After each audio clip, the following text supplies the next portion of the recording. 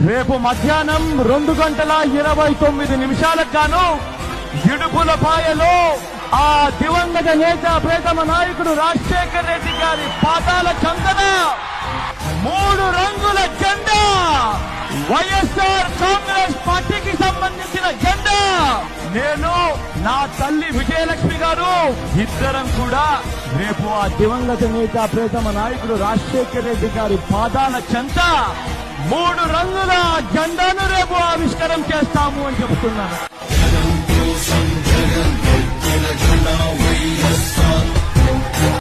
Sir, కథలో ముందుకెళ్లారు.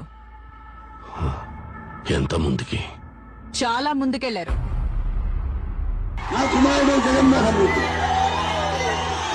ఈ ప్రాంతం యొక్క సర్వతోముఖమైన అభివృద్ధి చేయాలని ఆకాంక్షతో ఉన్నవాడు, యువకుడు, ఉత్సాహవంతుడు. మీ అందరితో ఒక్కరిగా, మీ అందరిలో అన్నగా, తమ్ముడిగా, మీకు అన్నగా నిలబడి ఉంటాడు. మీ ఆదరణ కోరుతున్నారు. తండ్రి వైఎస్ రాజశేఖర రెడ్డి ఆశీస్సులతో వైఎస్ జగన్ రాజకీయ ప్రస్థానం ఇలా మొదలైంది. 2009లో ప్రత్యక్ష రాజకీయాలకు వచ్చిన వైఎస్ జగన్మోహన్ రెడ్డి ఆ ఎన్నికల్లో కడప ఎంపీగా పోటీ చేసి అత్యధిక మెజారిటీతో ఘన విజయం సాధించి తొలిసారి ఎంపీగా ఎన్నికయ్యారు. యువ పార్లమెంటేరియన్ గా ఎదుగుతూ పెద్దల ఆశీస్సులతో రాజకీయ పరిణితి సాధిస్తున్న సమయంలో